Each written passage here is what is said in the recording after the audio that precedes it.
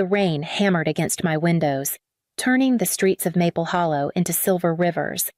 I was curled up on my thrift store couch, laptop balanced on my knees, tweaking a client's website while sipping lukewarm coffee. Nights like this made me grateful for my quiet life, a life far from the Calloway family drama I'd escaped 4 years ago. Then came the knock. It wasn't tentative or polite. It was quick, urgent, almost swallowed by the rumble of thunder. I set the laptop aside and padded to the door, expecting maybe a neighbor with a blown fuse or a lost delivery driver. Instead, when I pulled the door open, the storm poured in along with the sight that made my stomach drop. A baby carrier sat on the porch, rainwater pooling beneath it. Inside, swaddled in a damp blanket, was a tiny baby, her dark eyes locked on mine as if she'd been waiting. My pulse thudded in my ears. The wind tore at a piece of paper tucked under the blanket, nearly sending it skittering away. I caught it with trembling fingers. The handwriting was instantly familiar sharp. Impatient strokes. Gareth's. We can't do this. She's yours now. Below his name was Leona's, written in a neater, more deliberate hand. My brother and his wife. For a moment, I just stood there, the storm soaking my sweater, trying to process the absurdity. The Calloways didn't do unplanned. They curated their lives like magazine spreads. And Gareth. He was always the golden son until he married Leona and their fights became public. The baby made a soft, breathy sound. It jolted me out of my daze. I scooped up the carrier, shutting the door against the weather. My tiny living room felt even smaller with the sudden weight of her presence. She wasn't crying, just watching me, measuring me. I pressed a hand to my forehead. I didn't have a crib, formula, diapers, nothing. But I had this child now, and in the echo of the storm outside. That felt like the only fact that mattered. I set the carrier on the couch and stared at my phone, already knowing who I'd call first, even if I dreaded hearing her voice. I stared at the carrier on my couch, the baby's steady gaze never leaving mine. My hands moved on instinct, reaching for my phone, scrolling to the number I'd sworn I'd never call unless it was life or death. This felt like both. Margot answered on the second ring, her voice clipped, as if I'd interrupted something important. Sabine, do you know what time it is? Mom, Gareth, and Leona, they left a baby on my porch. Their baby. There's a note. Silence. Then, a sharp inhale. She's your burden now. What no? You heard me. This is exactly why Gareth couldn't trust you to handle things discreetly. Keep this quiet. Do not involve anyone who can drag the family name into this. I'm not equipped for your brother made his choice. Now you make yours. Your father agrees. I heard the muffled sound of Philip's voice in the background. Then the final blow. Do not call here again about this. The line went dead. I sat frozen. The hum of the refrigerator loud in the sudden stillness. The baby shifted slightly, the blanket slipping just enough for me to see her tiny fingers curl into a fist. I thought about dialing social services, my thumb hovering over the contact, but the image of her being taken away to strangers, shuffled from home to home, tightened something in my chest. Instead, I lifted the carrier onto the dining table and pulled out the note again. Beneath it, crumpled in the folds of the blanket, was a half-completed birth certificate application. No full name, just a date, December 21st, winter solstice. Light in the darkest time, I whispered, brushing my hand over her cheek. Isla, that's who you are. Her eyes closed, lashes brushing her skin, and I realized there was no going back. She was mine now, in every way that mattered. I reached for my keys, knowing the first of many late-night errands was waiting. The first week with Isla felt like stumbling into a life I'd never trained for. My days blurred into a cycle of bottle prep, diaper changes, and bleary-eyed searches for answers on parenting forums at 3 a.m. Every time I sat down to work on a client's site, She'd fuss or need feeding. I learned to type one-handed while cradling her, my shoulders aching from the constant juggle. The part-time marketing job I'd taken to steady my income was less forgiving after calling in sick twice in the first month. My manager's tone turned clipped. The third time, she didn't bother hiding her frustration. We need reliability. Sabine, I'm sorry, but we have to let you go. I hung up before my voice could crack, staring at the empty coffee cup beside the laptop that now represented my only source of income. So I doubled down on freelance work. I took late-night design gigs, editing logos while Isla slept in her second-hand crib pushed up against my desk. My savings dwindled, but each morning I woke to her quiet coo or the way she kicked her blanket off and grinned at me, and somehow it felt worth the exhaustion.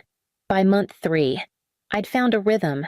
I could rock her with my foot while tweaking code, warm a bottle with one hand while answering client emails with the other. The chaos didn't disappear, but it became ours. Still, in the quiet moments, I couldn't forget the night she arrived. I kept the note Gareth had written, the incomplete birth form, and every voicemail or email from him and Leona since. I labeled the folder Isla, important, and stored both the physical papers in a locked desk drawer and scanned copies on a password-protected drive, just in case, because if my family had taught me anything, it was that the past had a way of knocking on your door when you least expected it, and when it did, I intended to be ready. 10 years can pass in a blink when each day is filled with school drop-offs, art projects taped to the fridge, and evenings spent listening to a child chatter about the colors she mixed in art class. Isla had grown from that silent bundle in a damp blanket into a whirlwind of paint-splattered jeans, quick wit, and boundless curiosity. It was a Saturday morning in early spring, and the kitchen smelled faintly of pancakes and acrylic paint. Isla was at her friend Marin's house for a weekend sleepover, giving me a rare, quiet morning to sort through client files. That peace shattered with a knock at the door, loud, insistent, nothing like the tentative taps of a neighbor. The moment I opened the door, my breath caught. Gareth stood there, older but still carrying himself like the world owed him a smile. Beside him, Leona in a tailored coat and flawless hair, her expression polished and cool. Behind them, my parents, Philip stiff as a board, Margot's eyes sharp and appraising and at the edge. A man in a gray suit clutching a leather briefcase. "Sabine," Gareth said smoothly, as if we'd just run into each other at the grocery store. "We need to talk about our daughter." My fingers tightened on the edge of the door. "Your daughter." "You mean the child you left on my doorstep in the middle of a storm?" Leona's smile didn't falter. "We believe it's time to discuss custody arrangements." The man in the suit stepped forward. "Ronald Drake, representing Gareth and Leona Calloway. We'd like to resolve this civilly." I planted my foot behind the door, keeping it from opening farther. "You're not coming in." Leona's tone turned honeyed. "Sabine, let's be adults about this." I pulled my phone from my pocket and scrolled to a number I hadn't used in months. "I am being an adult," I said. "Pressing call, and I'm making sure you don't get the chance to twist this." Connor Hale answered on the second ring, his calm voice instantly steadying me.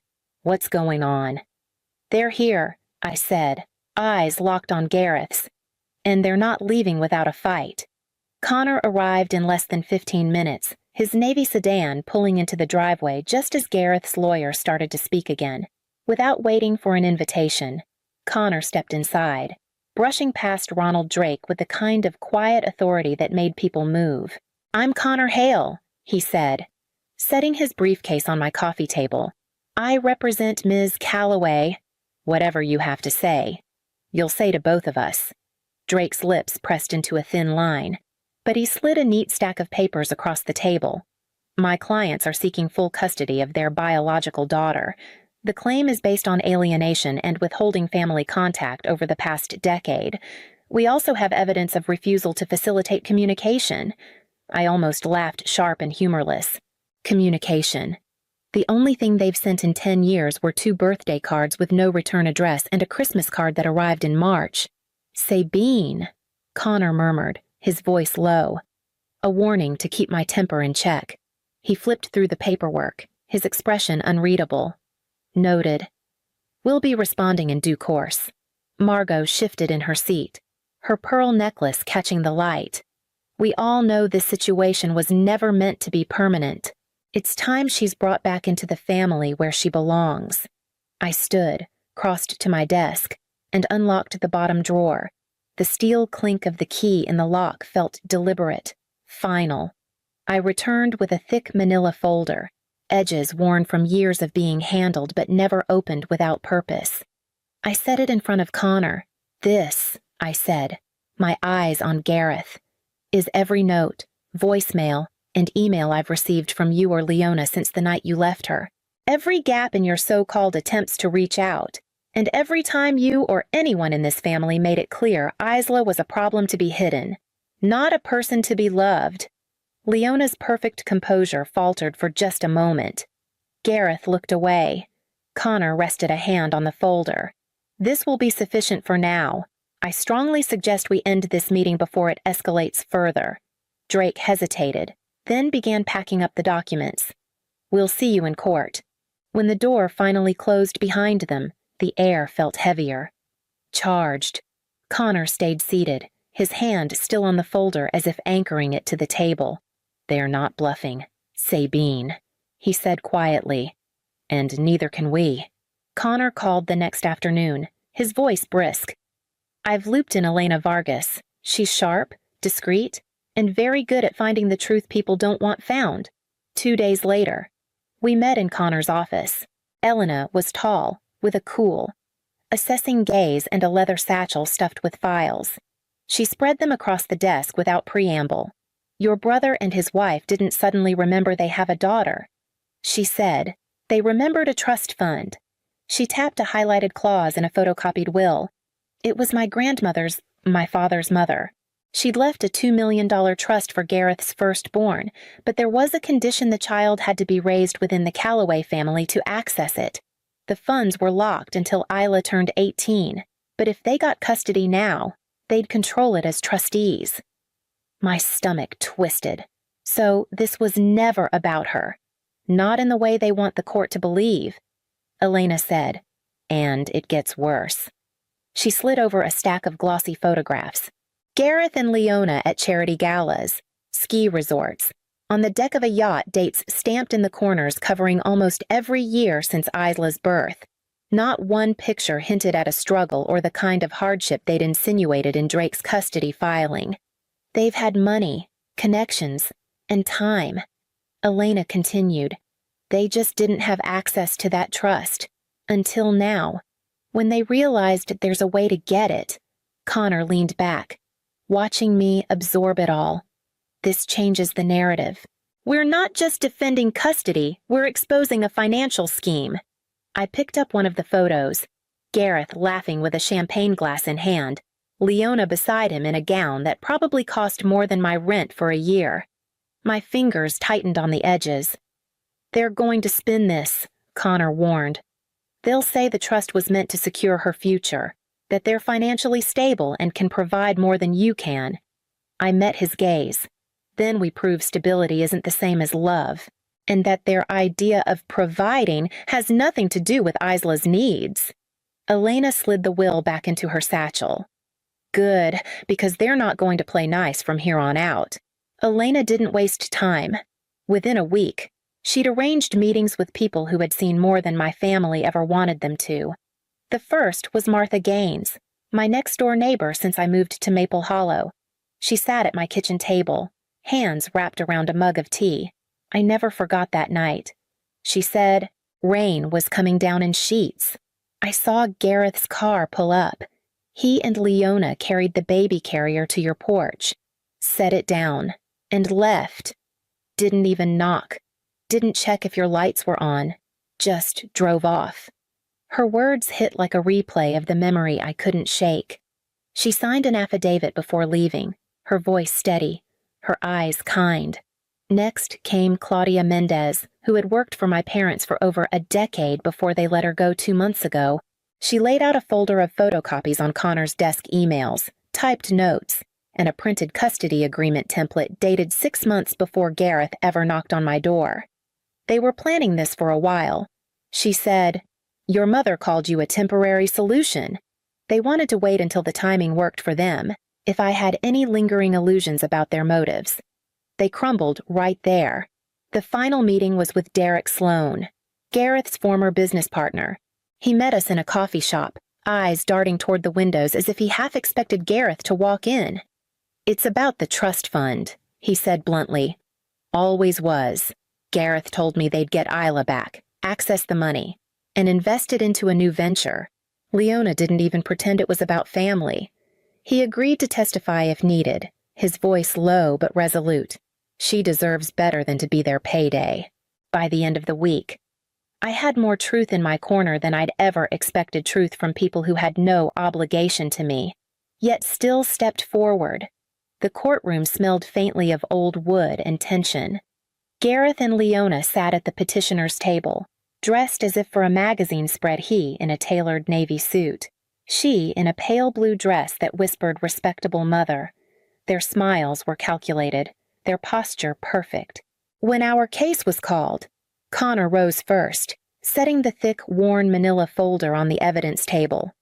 "Your Honor," he said, his voice steady, "this contains a decade of documented abandonment." The judge opened the file. On top was the note Gareth had left with Isla's carrier, the ink smudged from rain. Beneath it, printed transcripts of voicemails, Gareth's voice promising to send money next month, Leona's saying she needed space before she could take the baby back. Email threads followed, each one damning in its absence of follow-through. Martha Gaines testified first, her voice firm as she described watching Gareth and Leona drive away that stormy night. Claudia Mendez took the stand next, producing documents that showed custody plans had been in motion months before their visit. Finally, Connor played a recording. Derek Sloan's voice came through the speakers.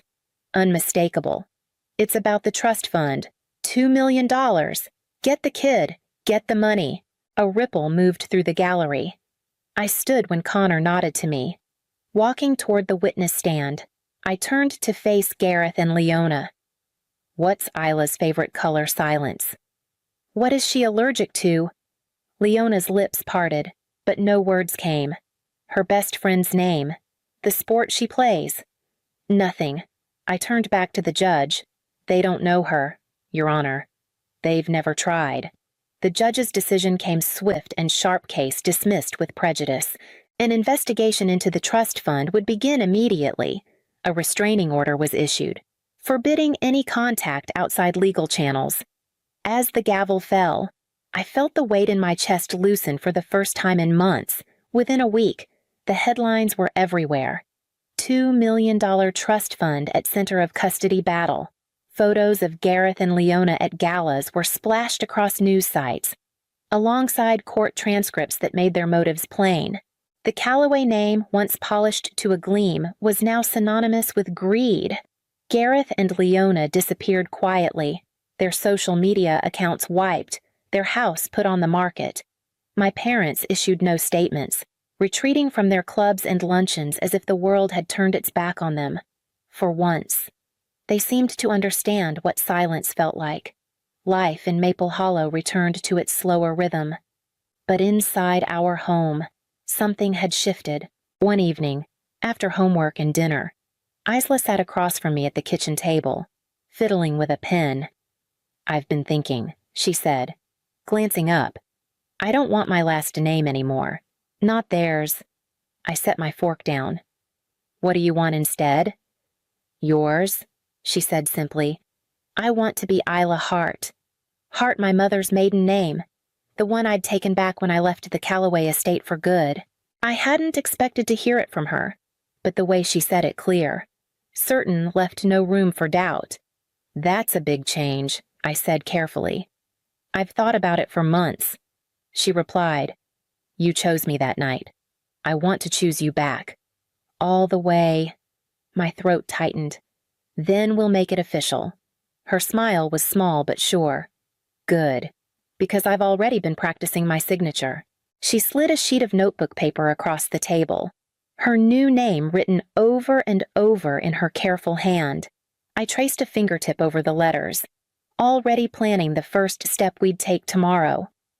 The next morning, we sat side by side in Connor's office, a neat stack of adoption forms between us. Isla leaned forward, reading each page as though it were a contract for the life she'd been waiting for. Connor walked us through the process petitions, hearings, the judge's signature, but my focus stayed on her, steady, eager expression. Filling in the blanks felt almost ceremonial. Every pen stroke, every date and signature anchored the life we had already been living. By the time we left, the first step was official, and Isla clutched her copy of the paperwork like it was treasure. That night, the house was quiet except for the ticking of the wall clock. Isla padded into the living room in her pajamas, curling up beside me on the couch. She rested her head on my shoulder for a moment before speaking. "You'll always stay." "Right." I turned to look at her. Her eyes were steady, but I could see the shadow of every doubt she'd been made to carry. "Always." I said, "The universe got it right the first time." She exhaled softly, as if something heavy had finally been set down, and tucked her feet under the blanket. I wrapped an arm around her, feeling the simple weight of belonging settle between us, long after she'd fallen asleep against me. I stayed there, listening to her slow breathing. I thought about that night in the rain, about every fight, every moment we'd had to prove that love wasn't a performance, it was a choice made again and again. Family wasn't just the people you were born to, it was the ones who showed up, stayed, and built something worth holding on to. And we had chosen each other, forever.